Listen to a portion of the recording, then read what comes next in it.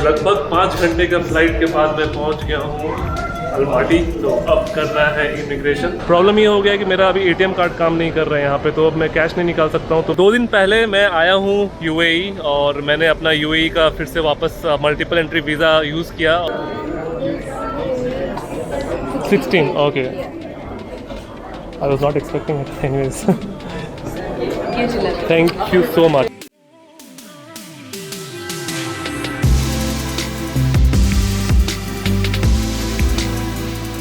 नमस्ते दोस्तों, मेरा नाम है आशीष। स्वागत है फिर से एक बार आपका मेरे YouTube चैनल में। मैं हूं अभी आबू धाबी में। जैसे कि नेपाल सीरीज़ ख़त्म हो गया, मैं पहुंच गया यूएई। और यूएई मैं कैसे पहुंचा मैंने वो शूट नहीं किया, क्योंकि आपने काफ़ी बार देखा है कि मैं यूएई कैसे पहुंचा हूं। 2 दिन पहले मैं आया हूं यूएई और मैंने अपना यूएई का फिर से वापस मल्टीपल एंट्री वीज़ा यूज़ किया। और मैं एयर इंडिया से कोलकाता से फ्लाई किया था। उसके बाद वहाँ से मेरा मुंबई में लेओवर था। मुंबई से लेओवर होने के बाद फिर मैं आबू धाबी पहुँचा। फिर आबू धाबी से मैं दुबई गया।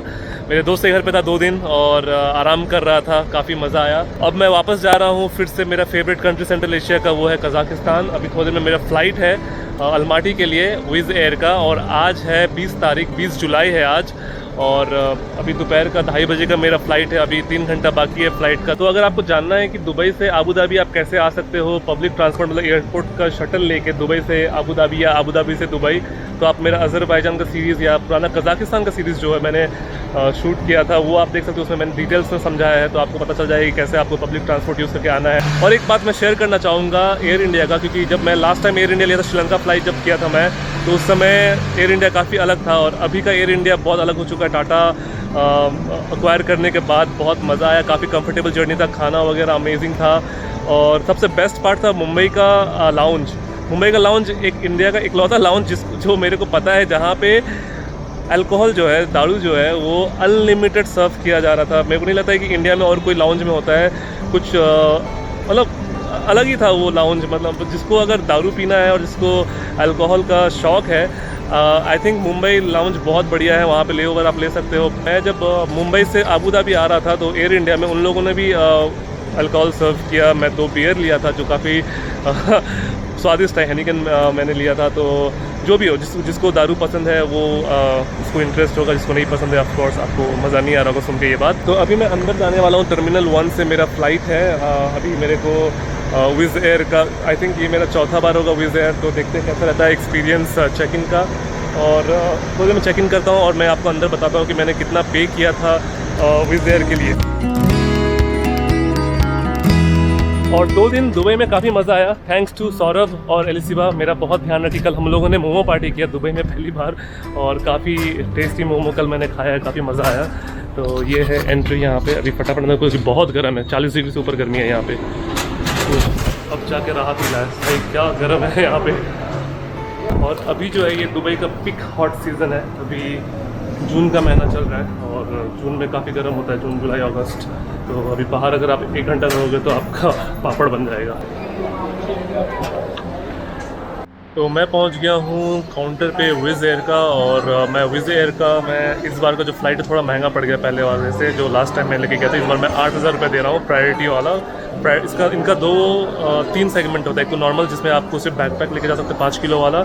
एक होता है प्रायोरिटी जिसमें आपको बैकपैक, छोटा ट्रॉली और इस तरह का छोटा बैग या ट्रॉली जो भी हो आप 20 किलो आप ले सकते हैं। और एक और है जो उससे भी ज़्यादा हाई क्लास बोल सकते हैं उसको, तो वो है। तो वो मैंने लिया नहीं, तो ये वाला लिया जिसका मेरा 8,000 पड़ गया इंडियन। और अभी फ़िलहाल समर है और टूरिस्ट सीज़न है तो बहुत ज़्यादा एक्सपेंसिव चल रहा है फ़्लाइट। तो उस तरफ भी काउंटर्स है बहुत सारे और यहाँ पे भी है। तो यहाँ पे भीड़ कम था तो मैं आ गया यहाँ पे। तो ये विज़ एयर का सारा काउंटर्स है यहाँ पे। तो अभी मैं चेक इन कर रहा हूँ यहाँ पे विज़ एयर के काउंटर में। और I have window seat right if you check. Alright, perfect. तो यहाँ पे विंडो सीट मिल गया है। तो बोर्डिंग हो गया। तो एक ही बैग लेके मैं फ्लाई कर रहा हूँ। तो अभी ये वाला ज़्यादा नहीं, 12 किलो का है, पता नहीं how much kg is this. 16 okay, I was not expecting it anyways. Thank you so much, appreciate it. तो मेरा हो गया यहाँ पे, बोर्डिंग मिल गया। तो अभी मैं आपको बताता हूँ कि कैसा रहा सीन। इस बार I think one of the best experience रहा है मेरा विज़ एयर का। शुरू करते हैं चेक इन का। तो चेक इन मतलब क्या बोलूँ मैंने मतलब एक्सपेक्ट नहीं किया था। वीज़ एयर जो है ना सरप्राइज़ कर दिया मेरे को, क्योंकि कुछ भी नहीं मांगा। मतलब मैंने पासपोर्ट दिया, मेरा वीज़ा भी मेरे एक्चुअली मेरा वीज़ा जो है मेरे पासपोर्ट के साथ लिंक्ड है, यूएई का मल्टीपल एंट्री। तो मुझे लगा रिटर्न मांगेंगे, पर रिटर्न भी नहीं मांगा। शायद हो सकता है कि मैं इतने टाइम इनके साथ फ्लाई किया हूँ तो एक वो रेपो बन गया है, बट सबसे मांगते हैं इन लोग। तो जो भी है बहुत अच्छे से चेक इन हो गया। फिर इमिग्रेशन जो मैंने लास्ट टाइम अभी जब मैं आया था यहाँ पे, तो मैं स्मार्ट्स गेट यूज़ किया था, जहाँ पे मेरे को बस पासपोर्ट रखना है और एंट्री करना है, मतलब कोई इमिग्रेशन का चक्कर नहीं है। तो वही स्मार्ट स्कैन से ही मैं वापस इस बार अभी एग्जिट किया हूँ। तो अभी बात करते हैं सबसे इम्पॉर्टेंट कि मैं कज़ाकिस्तान क्यों जा रहा हूँ। तो वापस मैं कज़ाकिस्तान इसलिए जा रहा हूँ कि इसके पीछे दो कारण हैं। पहला कारण, जो मैं पिछले बार गया था तो ठंडी का मौसम था, बहुत बर्फ़ गिरा हुआ था, मैं कुछ भी ज़्यादा एक्सप्लोर नहीं कर पाया। अभी समर का टाइम है तो मैं बहुत सारी जगह जो है वो मिस हो गया था, तो वो एक्सप्लोर करना चाहता हूँ अल्माटी में। हालांकि अभी अल्माटी में बारिश हो रहा है, बट फिर भी मैं कोशिश करूँगा कि कितना मैं देख पाता हूँ इस बार। और जो दूसरा कारण है वो बहुत ज़्यादा इंपॉर्टेंट कारण है, इसकी वजह से मैं कज़ाकिस्तान आया, अदरवाइज़ मैं कज़ाकिस्तान नहीं आता, जो आपको थोड़े ब्लॉग्स के बाद पता चल जाएगा, 2-3 ब्लॉग्स का पता चल जाएगा कि मैं कज़ाकिस्तान क्यों आया हूँ। तो दूसरा कारण ज़्यादा इंपॉर्टेंट कारण है कज़ाकिस्तान आने का, जो आपको धीरे धीरे पता चलेगा। तो अभी मेरे पास 2 घंटा बचा हुआ है, तो 2 घंटे में बोर्डिंग चालू हो जाएगा, तो आसपास टाइम पास करते हैं। और आबू धाबी का जो एयरपोर्ट है, ये टर्मिनल 1 जो है, ये एक्चुअली मेरा घर जैसा हो गया। हमेशा मैं पहुंच जाता हूं यहां पे, और ये तीसरा चौथा या पांचवा बार होगा मैं यहां पे हूं टर्मिनल 1 में। अभी जिस जगह पे हूं ये ड्यूटी फ्री वाला जगह है, और आबू धाबी में भी बहुत सारा दारू मिलता है यहाँ पे। हालांकि ये इस्लामिक कंट्री है, पर यहाँ पे अल्कोहल आप ख़रीद सकते हो। तो यहाँ पे शिवाज़ का 185 दिरहम में मिल रहा है। 22.5 से आप मल्टीप्लाई कर लें तो आपको इसका असली इंडियन रुपीज़ में दाम आ जाएगा। और यहाँ पे भी बहुत सारे अल्कोहल है। यहाँ पे ब्लैक लेवल है जॉनी वॉकर का, ये भी 185 दिरहम 51 USD का है। तो आप हिसाब किताब बैठा लेना कितना है।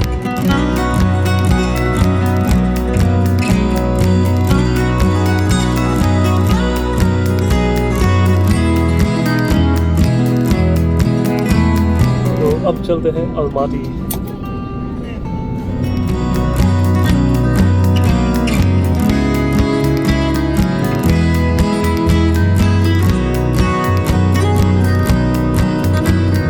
फ्लाइट में 4 घंटा से ऊपर हो गया है, और उड़े जा रहे हैं। मेरे को लगता है कि ये मेरे लाइफ का सबसे लंबा जर्नी होने वाला है, क्योंकि अभी और 1.5 घंटा लगने वाला है पहुंचने के लिए अल्माटी। और मुझे सौरभ और किसी ने लंच पैक करके दिया था, तो मैंने अभी वो खाया, क्योंकि विज़ एयर में खाना बहुत महंगा है और एकदम फ्री खाना देते नहीं है। तो वो मैं खाया, सोया। अभी और 1.5 घंटा लगेगा, और इस तरफ सनसेट हो रहा है, तो होने वाला है, अभी तो हुआ नहीं है। और यहाँ पे 2 छोटे बच्चे गेम खेल रहे हैं मेरे पास।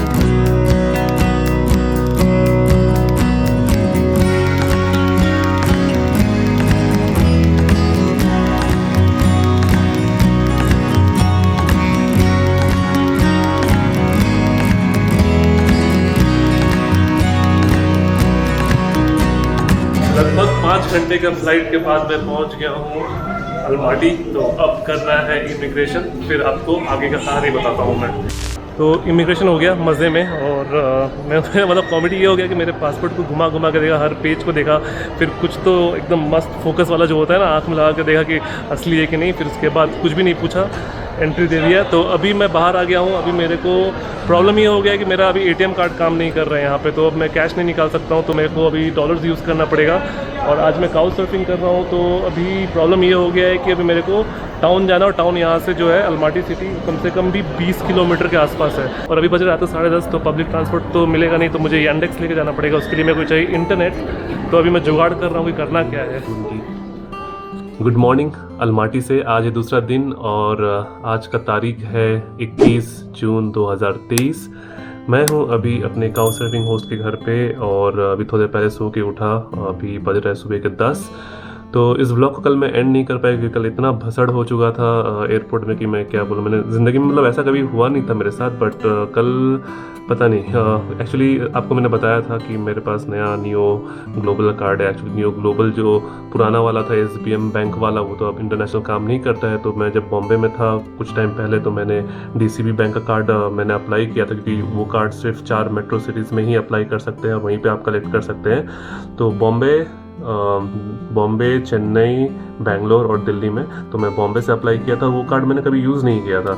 तो मेरे को याद है कि मैंने पासवर्ड चेंज किया था, पर यहाँ पे आने के बाद पता नहीं क्या हुआ, मैंने सही पासवर्ड डाला पर काम ही नहीं किया, और मैंने फिर वापस ट्राई किया तो मेरा कार्ड ब्लॉक हो गया। और उसके बाद फिर मेरे पास इंटरनेट नहीं था, क्योंकि वाईफाई जो एयरपोर्ट का है उसके लिए लोकल सिम चाहिए, और मेरे पास लोकल सिम भी था। और उसमें भी फिर कुछ ना कुछ पंगा था, उसमें भी मेरे को OTP नहीं आ रहा था। फिर ATM काम करना बंद कर दिया, और पैसे नहीं है, मतलब थे मेरे पास डॉलर्स पर। और मेरे को होस्ट को भी कॉल करना था, और टैक्सी वगैरह भी बुक करना था, क्योंकि रात का 10:30 बज चुका था, तो मेरे को बस पब्लिक ट्रांसपोर्ट मिलता नहीं उस समय। तो इतना सारा कुछ होने के बाद फिर मैंने अपना डॉलर एक्सचेंज कराया। उसके बाद फिर मैंने जो मेरा सिम कार्ड था जो लास्ट टाइम मैं यूज़ किया था उसको मैंने रिचार्ज कराया। उसमें भी उन लोगों ने ठग लिया मेरे को, 4000 टेंगे लिया, लगभग 800 रुपया, और 12 GB इंटरनेट और 100 मिनट कॉल के लिए। जो मतलब मेरे को लग रहा है कि कम से कम भी उन्होंने मेरे से 400-500 रुपये ठग लिया है, पर मेरे पास ऑप्शन नहीं था, क्योंकि मेरे को इंटरनेट चाहिए था कैब बुक करने के लिए। फिर मैंने इंटरनेट रिचार्ज किया, फिर यांडेक्स जो यहाँ का लोकल टैक्सी वाला जो है, वो कैब वाला, वो मैं ऐप यूज़ कर रहा था। और अब उस ऐप से मैं लॉग आउट हो चुका था, कि लास्ट टाइम मैं उज्बेकिस्तान में यूज़ किया था। उसके बाद अभी जब मैं लॉगिन करने के लिए मैं कोशिश किया, मेरे जो लोकल नंबर कजाकिस्तान का है, तो मेरे को उसमें OTP नहीं आ रहा है। अब OTP नहीं आ रहा है तो मैं कैब बुक नहीं कर सकता हूँ। दिमाग ख़राब हो रहा है, रात का 11 बज गया, अभी मेरे को समझ में नहीं आ रहा, भूख लगा हुआ है, पानी भी नहीं पिया, वीज़े वाला पानी भी नहीं दिया था, तो पानी वगैरह कुछ भी नहीं पिया था मैं ठीक से। अब मेरे को मतलब दिमाग ख़राब है, काम ही नहीं, इसलिए मैंने व्लॉग भी नहीं किया उस समय।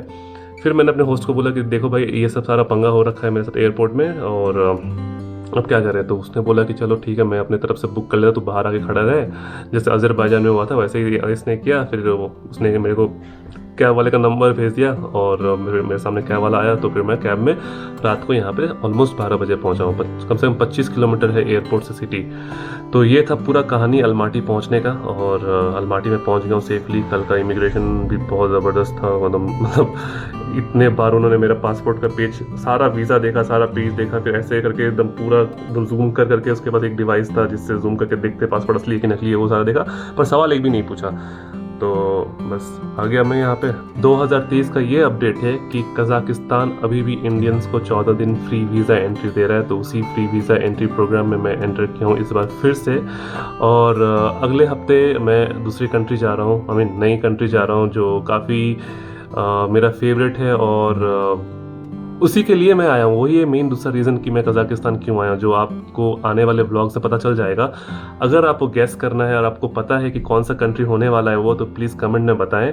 और thank you so much Nepal series को प्यार देने के लिए। इतना ज़्यादा व्यूज़ तो आया नहीं है, क्योंकि मैं ट्रैक करता, पता नहीं कितने जनों को ट्रैक पसंद है या नहीं है, पर जो ने देखा है उसके लिए तहे दिल से शुक्रिया। और मिलते हैं अगले व्लॉग में, तब तक के लिए love yourself and keep hopping. Bye from Almaty Kazakhstan.